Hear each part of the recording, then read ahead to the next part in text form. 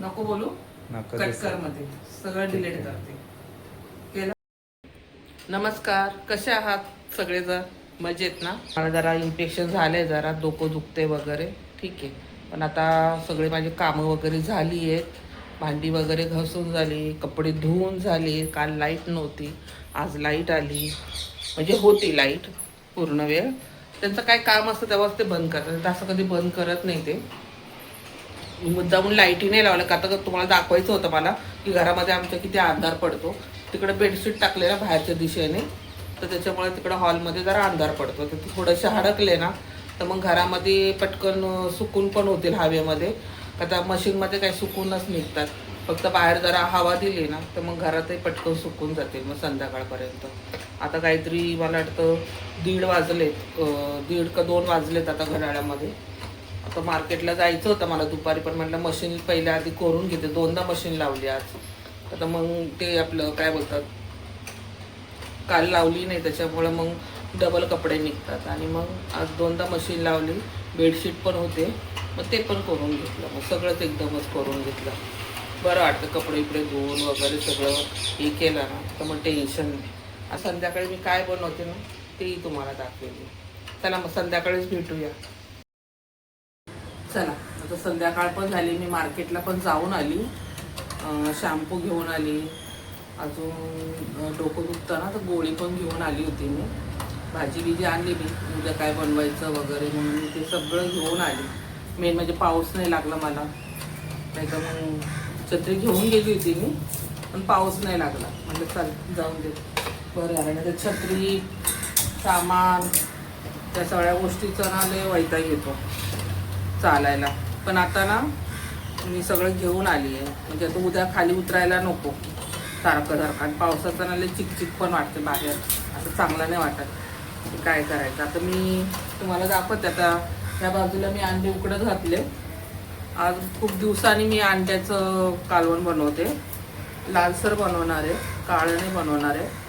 चपात्या माझ्या झाल्यात, आता मी मसाला करते, ते तुम्हाला दाखवते. मी मसाला काय तीच पद्धत आहे, फक्त भाजण्याचं हे असतं की असं थोडंसं भाजण्यावरती आहे की काळा करायचं आहे का आपल्याला लाल पिवळं करायचं आहे, तेवढं दाखवणार आहे मी. आज खूप दिवसांनी मी अंड्याचं कालवण करते, म्हणून म्हटलं तुमच्याशी पण शेअर करावा की मी कसं बनवते माझ्या पद्धतीचं. सगळ्यांना येतं म्हणा, सगळ्या ताई छान मस्त स्वयंपाक करतात. माझी पण पद्धत तुम्ही बघा, करून बघा, त्यासाठी मी दाखवते. बघा आता मी तवा ठेवला आहे, माझ्या चपात्या झाल्या तर गरम तवाच आहे. आणि आता ह्याच्यामध्ये मी ना कांदा टाकते, कांदा आणि लसूण एकदमच टाकून देते, दाखवते तुम्हाला.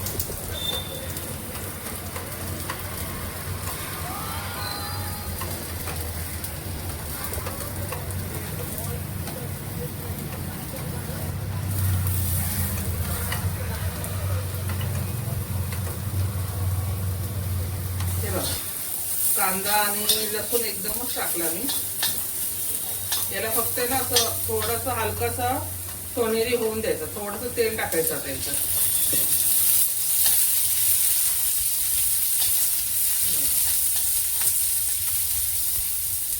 हलकंसं होऊन द्यायचं, त्याला जास्त काळं नाही करायचं, सोनेरी फक्त करायचं. आणि याच्यामध्ये ना ओलं आणि सुकं दोन्ही खोबरं टाकायचं.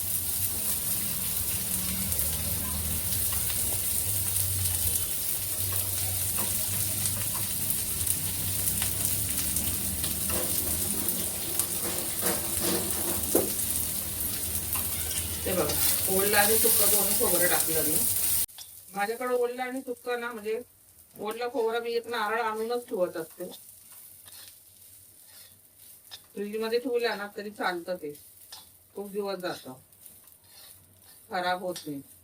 हे बघा, असं फक्त सोनेरी असं कलर असा आला पाहिजे. खसखस टाकू, खसखस ना रोज म्हणतात ना मसाल्यांमध्ये असली पाहिजे. आपण वर्षाचा मसाला बनवतो आणि त्याच्यात तर असतोच आहे, आणि असं पण तुम्ही वरून थोडं टाकत जा. म्हणजे कसं असतं, आपल्या शरीराला ना स्नायूला खसखस खूप चांगली असते. बडीशोप इथं पाहिजेच. आणि तीळ आपल्या केसांसाठी, हाडांसाठी खूप चांगलं असतं. तर एवढेसे तीळ आता याला चांगलं असं सोनेरी बघायचं, सोनेरी होऊन द्यायचं आणि हे चांगलं असं परतवायचं. असा मसाला केला ना तसं पिवळसर लालसर कालवण होतं. मग त्याला चांगले 2-3 मिनिटांना चांगलं असं हलवत राहायचं, असं स्टूल नाही जायचं. आता हे जे तिळ आहेत, खसखस आहे, हे करपायला नाही पाहिजे. करपले ना तर मग कालवणाची चव बिघडते. मला पिवळं किंवा लाल करायचं असेल ना तरच मी तेल टाकते, नाही तर इतर टायमाला मी सुक्क मसाला भाजते. त्याच्यामध्ये अजिबात तेलाचं प्रमाण माझं तसं पण भाज्यांमध्ये कमीच असतं. तुम्ही बघितलं असेल माझा मटणाचा मटण मी कसं बनवलं, बिना तेलाचं. लास्टला आपलं फक्त फोडणीच्या वेळी जेवढं तेल टाकलं तितकं, तरी माझ्या कालवणाला म्हणजे असं चांगली तरी येते. आपण जेवढं कमी तेल वापरू ना, खोबऱ्याचं असं पण ऑइल असतं ना, त्याच्यामुळे जास्त तेल नाही लागत. आता यांना पण खोबऱ्याचं ऑइल आहे म्हणून जास्त तेल नाही लागत. बघा झालं. चला तर मग आता मी पातेला तापायला ठेवलेलं आहे, तुम्ही बघताय. आता मी याच्यामध्ये ना तेल टाकून घेते. एवढं तेल बास आहे.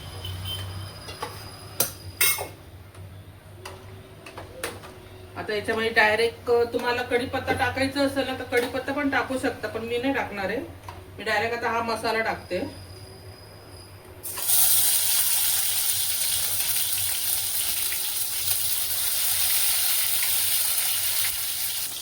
त्याच्यावर टमाटा पण टाकून द्यायचा.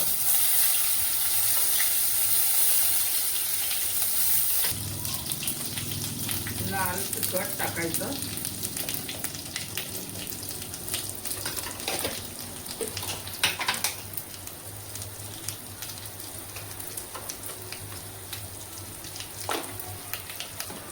हिंग टाकून घेऊया.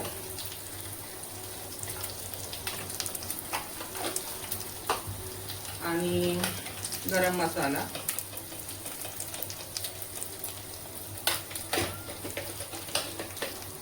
कोथिंबीर टाकलेली आपण.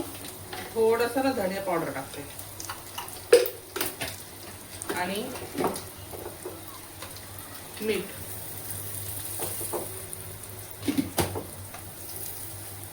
आता हे तेलामध्ये ना चांगलं ढवळून घ्यायचं.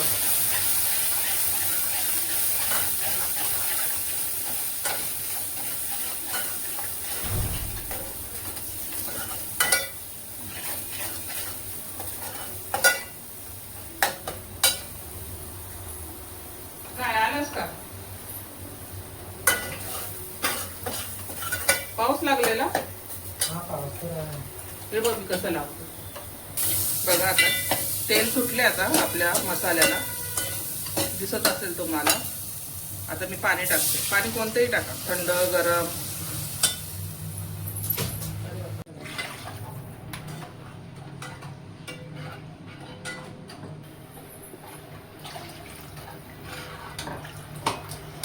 आता हे चांगलं उकळी आली ना तर मग याच्यामध्ये ना थोडस उकळी आली ना, मी आता याच्यामध्ये नंतर अंडी ना सोलून कापून टाकणार आहे. मी दाखवते तुम्हाला.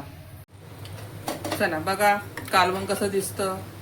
तुम्हाला सांगितलं होतं ना, असं तो मसाला जसा मी सांगितलं तसा केला ना तसा पिवळा लालसर कलर येतो आणि चवीला पण छान लागतं. आता अंडी मी अशी कापून टाकली.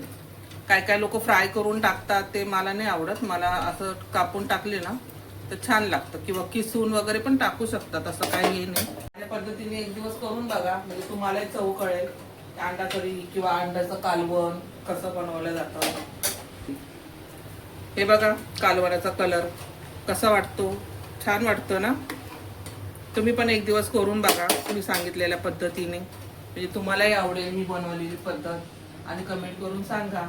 आम्ही आता जेवतो. आता भात ठेवलाय मी, भात झाला का आम्ही जेवणार आहे.